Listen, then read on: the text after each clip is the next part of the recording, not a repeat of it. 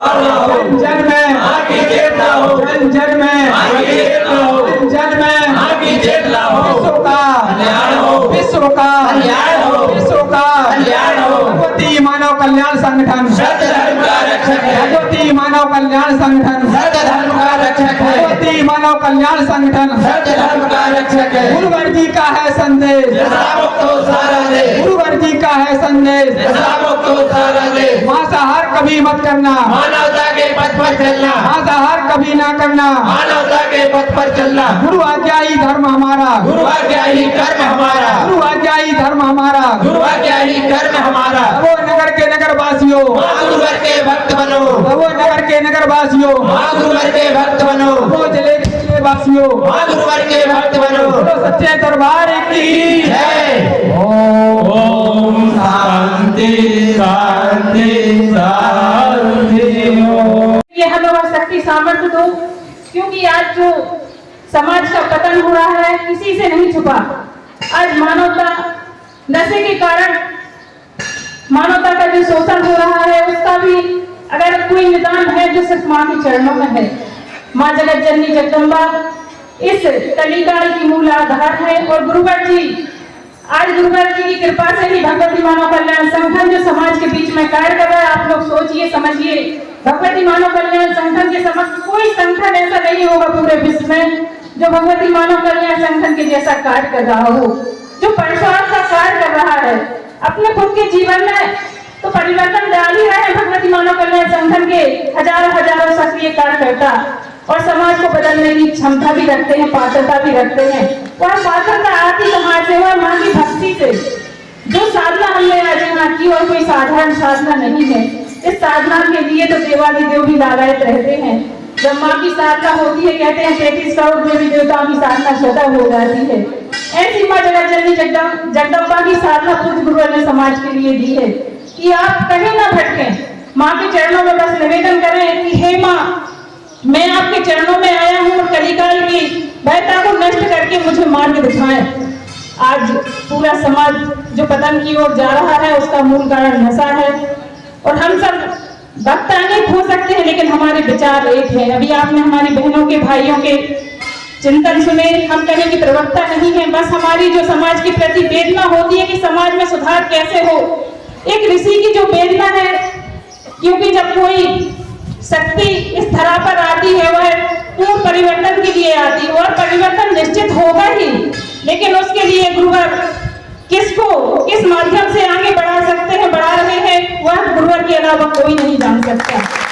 हम सब परम सौभाग्यशाली हैं कि इस यात्रा को तय कर रहे हैं। आज देखा जाए मनुष्य अपनी सोच से इतना नीचे जा चुके हैं, कहने में तो अच्छा नहीं लगता, लेकिन आज जो हमारी गौ माता की हालत है उसको देख के अगर सोचा जाए तो क्या मानव यही कर्तव्य थे। जिन गौ माता के शरीर में 33 करोड़ देवी देवता वास करते हैं, आज वह दर दर भटक रही है। आज इनकी क्या हालत है? गो हत्या की जा रही है, गो मांस समाज में बढ़ रहा है। कैसे समाज का उद्धार होगा? क्यों ना हम पतन के मार्ग की ओर बढ़ेंगे? तो हम शासन प्रशासन से ही मांग करेंगे, उसके लिए भी देश स्तर पर हमारा जो केंद्रीय कार्यालय का आदेश है, जगह जगह कलेक्टर महोदय के माध्यम से माननीय प्रधानमंत्री जी को जो ज्ञापन दिया जाएगा, उसके लिए बहनों से भाइयों से कहना चाहूंगी कि हर जगह जहां भी ज्ञापन दिए जाएंगे, हमारे जिले का ज्ञापन भी हमें अधिक से अधिक संख्या में सम्मिलित होके ज्ञापन सौंपना है, क्योंकि गौ हमारी माँ है और उनके स्तन का जो हम दूध घी का पान कर रहे हैं उससे हम हष्ट पुष्ट हैं। आज वह उनका जीवन संकट में है, तो हमें गौ रक्षा के लिए जो गुरुवर ने आदेश दिया है, हमें उसमें अधिक से अधिक संख्या में सम्मिलित होना है। और आज की मानवता की सोच तो देखो, गौ पालने में हमें शर्म आती है, लेकिन कुत्ता पालने के लिए घर लोग गर्व से कुत्ते पालते हैं। कैसी हमारी सोच पहले की ओर जा रही है? हमें अपनी सोच में परिवर्तन लाना होगा। आज हमें गौ गौरी और गंगा की रक्षा के लिए कोई ना कोई कदम आगे बढ़ाना होगा। हम अकेले नहीं है। आज भगवती मानव कल्याण संगठन की तीनों धाराएं समाज के लिए है। जगह जगह देखा जाए, जब हम घूमने जाते हैं, टहलने जाते हैं, कार्यक्रम में जाते हैं, लोग कुत्ते को लेके बड़े गर्व से घुमाने के लिए ले जाते हैं, लेकिन गौओं की हालत देखी जाए, अगर आपके दरवाजे पर गाय आके खड़ी हो जाती तो आप धिक्कार के भगा देती, उसको एक रोटी नहीं खिलाती। कैसे हमारी सोच होती जा रही है। और आज अगर हमारे साथ कुछ गलत होता है तो भगवान ने हमारे साथ ऐसा किया। हमारी सोच का, छोटी छोटी बातों का हमारे जीवन से में परिणाम जुड़ता है। हमें अपनी सोच को बदलना है। आज भगवती मानव कल्याण संगठन के गुरुवर जी के हजारों शक्ति साधक जो समाज के बीच में कार्य कर रहे हैं, बहुत ही सराहनीय है। जिस प्रकार हम नशा मुक्ति का कार्य कर रहे हैं, वैसे ही हमें गौ रक्षा के लिए कदम से कदम मिला के आगे कार्य करना होगा। सरकार तो अपना कार्य करेगी, लेकिन हमें ग्रामीण स्तर से भी, हमें अपनी सुख सुविधाओं को छोड़कर हमें उनमें से जितना भी हम दशांश इकट्ठा कर सके, हम सबको भी करके गौ रक्षा के लिए गांव स्तर पे भी हमें उनकी सेवाओं के लिए गौशाला बनानी चाहिए। शासन प्रशासन से मांग करेंगे कि अगर आप हमारा सहयोग करते हैं तो ठीक है, नहीं हम सब अपने आय वेतन में से थोड़े से दशांश निकाल के उनकी सेवा के लिए इकट्ठा कर सकते हैं और गौ सेवा कर सकते हैं। हम सब परम सौभाग्यशाली हैं कि गुरुवर जी की इस एक परिवर्तन की यात्रा को तय करने के लिए गुरुवर ने हमें चुना, क्योंकि यह यात्रा साधारण नहीं है। परिवर्तन तो होगा। आज भारतीय शक्ति चेतना पार्टी की बात जब आती है तो लोगों को लगता है भैया आपको राजनीति में आने की क्या आवश्यकता थी, लेकिन आज देखा जाए तो सबसे ज्यादा शोषण राजनीति से ही समाज का हो रहा है, क्योंकि हर लोग सीट को पकड़ने के लिए बैठे हैं, राज सत्ता में आके राज भोगने के लिए आते हैं। लेकिन हमारे गुरुवर जी कहते हैं कि जब कोई शक्ति साधक जीत कर आगे आएगा तो वह समाज सेवा के लिए आएगा, साधक बनकर आएगा, समाज सेवा करेगा। आज ऊपर से लेकर नीचे तक देखा जाए, कहने की करनी कथनी भिन्न है। इसलिए हमारे गुरुवर मंचों से किसी में भेद नहीं करते। सत्य है तो सत्य है। गुरुवर कभी, गुरुवर के शब्दों के एक भी शब्द मिथ्या नहीं होते। गुरुवर ने जिसके लिए जो बोल दिया वह उसके जीवन में निर्धारित होकर ही रहेगा।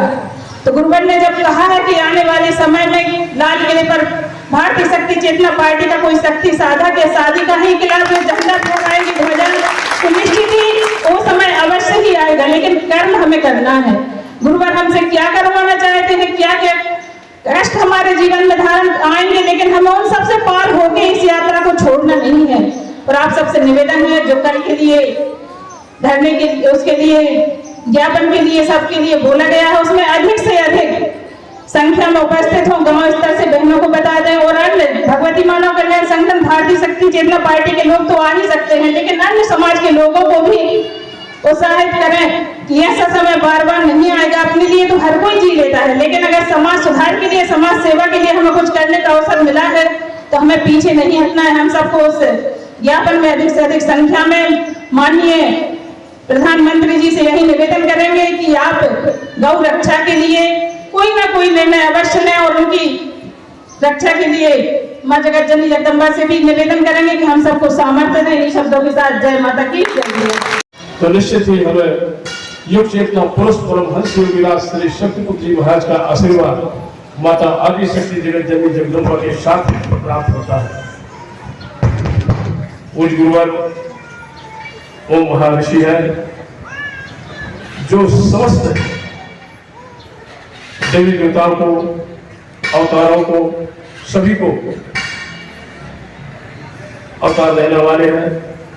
आज इस काल में किसी भी अवतार की क्षमता नहीं थी कि इस कलयुग की भयावता को नष्ट किया जा सके। ऐसी स्थिति में माता आदि शक्ति जगत जननी जगदम्बा ने पूज्य गुरुवर को, जो सिद्धाश्रम धाम में उपस्थिति है, जिनका महाशक्ति यज्ञ एक पल के लिए भी बंद नहीं होता है आदि काल से, उनको पूज्य गुरुवर को माता आदि शक्ति जगत जननी जगदम्बा ने आह्वान करके इस धरा पर परमहंस योगी विलास श्री शक्तिपुत्र जी महाराज के रूप में अवतरित किया है। इस कलयुग का संचालन करने का भार पूज्य गुरुवर के अधीन है। जो वो चाहेंगे इस धरा पर होगा। और पूज्य गुरुवर क्या चाहते हैं, इस राष्ट्र में, विश्व में धर्म की रक्षा, राष्ट्र की रक्षा और मानवता की रक्षा, मानवता की सेवा, तीनों कार्य हो, जिससे हमारे धर्म की स्थापना हो सकती है। मनुष्य के तीनों कर्तव्य है, चाहे वो ऋषि हो, चाहे वो सन्यासी हो, चाहे वो संत हो, चाहे योगी हो, सभी का कर्तव्य है धर्म की रक्षा करना, राष्ट्र की रक्षा करना और मानवता की रक्षा करना।